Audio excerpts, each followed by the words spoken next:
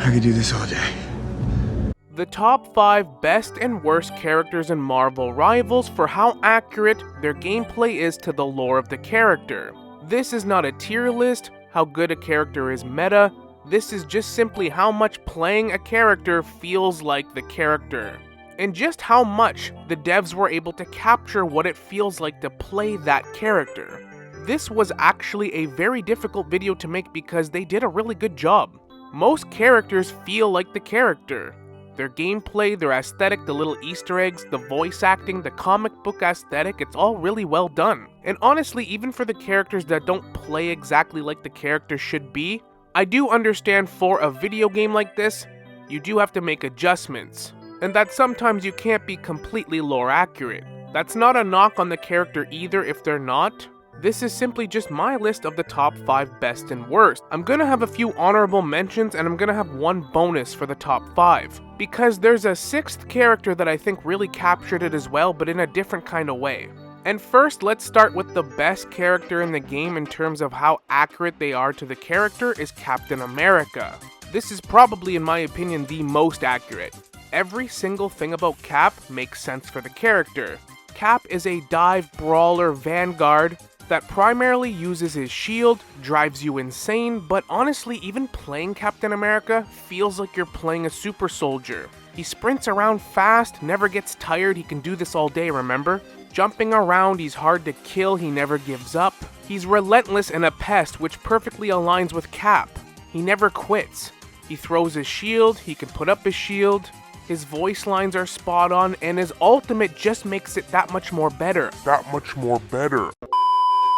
Avengers Assemble, his famous line. One of the biggest characteristics of Captain America is he's the leader. He inspires everyone. He gives those epic speeches before a big battle. He literally shouts assemble and inspires his entire team so much they get extra health. A little survivability alt just from his inspiration alone and his presence. In a nutshell, he just feels like you're playing Cap. Running around, bashing everyone in, throwing his shield, driving the other team insane. That is exactly how you would picture fighting against Cap. Now, for probably the worst character in the game in terms of how accurate they are to their lore is Black Widow. Personally, I think this one was a missed opportunity. In this game, they have Black Widow as a sniper, which I think is kind of a weird choice in my opinion. There are so many other characters you could have chosen to be like a sniper, distance hybrid like Cyclops from X-Men. You already have Hawkeye. And there's definitely a handful of others you could pick within Marvel. They didn't even give Black Widow her signature weapon, her stingers. She does have her batons, but she barely uses them. I personally would have loved Black Widow to be a brawler dive hybrid. Somebody kind of like Psylocke that has a ton of stealth, can get into the backlines, and maybe a glass cannon that can delete a healer, or a squishy, but if you miss, you're doomed. She simply just does not play like you would think Black Widow would. Black Widow is one of the greatest assassins in the world. And she's most known for being able to take on multiple enemies at once in close hand-to-hand combat, using people's own strengths and body weights against them. I can admit that might be difficult to transition into this type of game with that type of playstyle, but personally I picture her having movement like Black Panther or Iron Fist where she can run up the walls, has some pretty acrobatic movements, jumps. I mean, they already gave her a fast sprint and she can jump pretty high, just add a few more mechanics to that and you're already halfway there. This might have even made her more meta as well, since I think she'll be at the bottom of the food chain until they buff her to the point where she'll be banned. The same cannot be said for her partner in crime, Hawkeye. This guy is lore accurate to the letter. His entire gimmick is he doesn't miss and he uses a bow, which he does. You can one-tap people. The greater your aim and accuracy, the more deadly he becomes. Range characters, squishies, and flyers fear this guy, and he has enough tools to even deal with the divers. But he's obviously not best suited to deal with melee or close combat characters, which is lore accurate as well.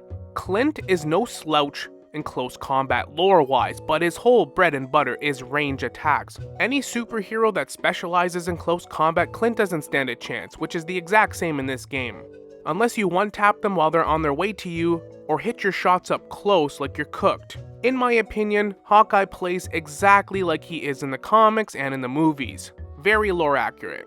Adam Warlock, on the other hand, is a tricky one because I don't even know how they would have put him lore accurate in the game. He has much more mobility and firepower than they gave him in this game, but I can see why they took this route. He can still delete people by just shooting his beam and his staff across the map. He can revive his teammates. Adam Warlock has a ton of gimmicks in his toolbox, but it is definitely much different than what you would expect in the comics or in the movies. It's kind of ironic that Adam Warlock's one of the most grounded characters in the game. I'm not really sure how they would have went about making him more lore accurate, I guess. His whole character, despite him not being the most lore accurate, does feel pretty good. I'm not talking meta-wise, I'm just stating how he plays. As kids, we loved Spider-Man and we never understood why society hated on him, especially J. Jonah Jameson. After playing this game for a week, you start to understand why. They call him the Menace. But even if Spider-Man drives you absolutely insane in the game, he is definitely one of the most lore-accurate characters in how he plays. His mobility, his shenanigans, his webs, his combos, how he can pull you off the map, and the fact that he's rage-inducing to fight is lore-accurate too. He drives everyone insane. I really don't think I need more justification than that. Spider-Man is really lore-accurate in this game. And they did a phenomenal job making his kit, how he swings around, crazy mobility. We might be cursing them for this when we have to play a good Spidey, but we can't lie, the devs did a good job in terms of how they designed this character. I actually had to think long and hard on this one, and I came to the conclusion that Magneto, despite sometimes feeling very lore accurate, doesn't at the same time. The main thing again is the mobility, but I understand what they were going with. Magneto is a perfect X-Men to place as a tank. The only thing I would have liked to see more with Magneto is him use maybe more melee attacks or projectiles just picking up metal objects. Also, Magneto's well known to be able to hover around and have a bit of mobility. If Doctor Strange gets a float mechanic, then I don't see why Magneto can't either. When he's in his ultimate, he feels very lore accurate, but I find it really weird that Magneto can't jump or float a little bit. And for his shield and his bubbles, it would have been cool to see him actually grab steel objects around him or just in general. But at the same time, I can see why they went with this, it makes sense. Having it be a see-through kinetic-like energy bubble and shield makes it so you can see what the hell's going on the other side. So I get what they were going for. Obviously, the devs know what they're doing because Magneto's been a phenomenal tank since the beginning of this game. He's been meta this entire time. Clearly, they knew what they were doing. One character that plays very faithful to the lore is Loki, simply for the misdirection, shenanigans, and what he's capable of. Copying everyone's ultimate is such a Loki move. Being able to place clones, forcing your enemies to figure out which is which, and which one's the real one, is such a Loki move. He can also vanish out of thin air, and not just his moveset, even the way he plays and how he's meant to be played does feel like you're playing Loki, and exactly how he would feel in a game like this. Overall, they just did a phenomenal job with Loki's kit, really doing the God of Mischief title justice. If you are a big fan of Loki, I can't see anyone being dissatisfied with how he plays and how his kit's built. When talking about the next few characters that are the worst lore-wise when it comes to their gameplay, it's really difficult because the devs did a phenomenal job. Across the board, most characters, one way or another, do feel like the characters, and I have zero issues with any of them, but in order to fill up the last two spots, I gotta pick somebody, and I'm gonna go with Moon Knight, because despite Moon Knight having a pretty decent kit when it comes to the character, unlike in the game, I think lore-wise Moon Knight would fare much better in close combat than the game demonstrates. He's not a poke character like Hawkeye, Hela, or Punisher. He's similar to Squirrel Girl, where you don't just pinpoint one person and snipe them, but you can deal large amounts of damage to a specific area, having more splash damage. But up close in 1v1s, he's terrible, and I think the character lore-wise wouldn't be nearly as bad. I think he could hold his own. He's basically the closest thing we're gonna have in this game to Batman. But other than that, he does feel pretty good, his mobility's good, being a creature of the night, going from rooftop to rooftop, he does feel good in that regard.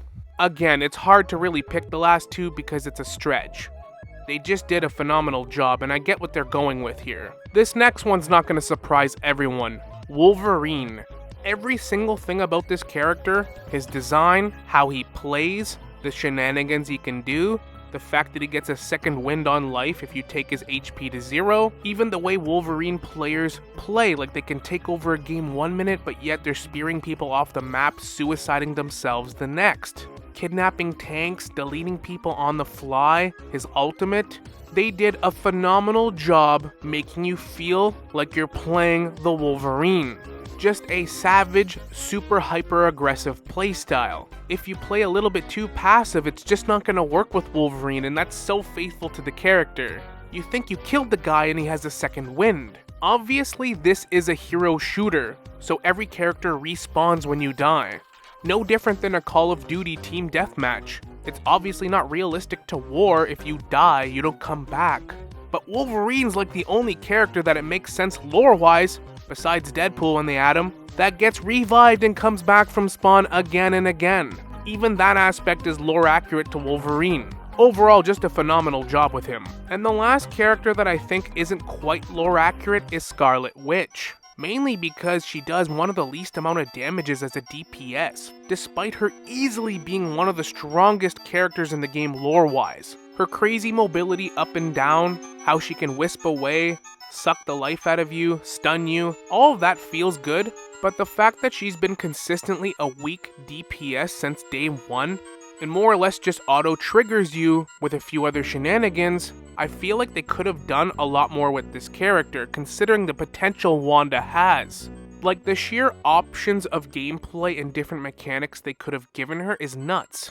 I mean, just look how many mechanics somebody like Loki has. Doctor Strange can make a portal and he has shenanigans with his magic. They could have definitely done a little bit more with Scarlet Witch. I'm not saying give her a portal, but even Mantis can put people to sleep, which makes sense for Mantis, but they could have done a little bit more with Scarlet Witch. Scarlet Witch is known to get inside your mind and your head. Maybe she could have stunned enemies more. Maybe cast a spell or hex on somebody where it just chips away at their damage for the next 5 seconds or something. So even if they run away like a Spider-Man, they're still gonna lose health until they grab a health pack or try to survive.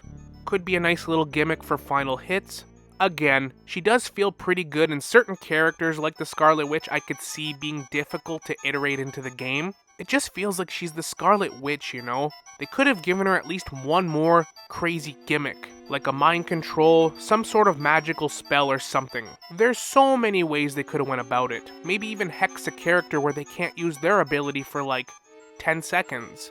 Oh, that Magneto's going to bubble, or that Mr. Fantastic's gonna use his invulnerability for a second to try to survive. Nope, I just hexed you, you can't use it for 10 seconds, that might be the difference between somebody living and dying.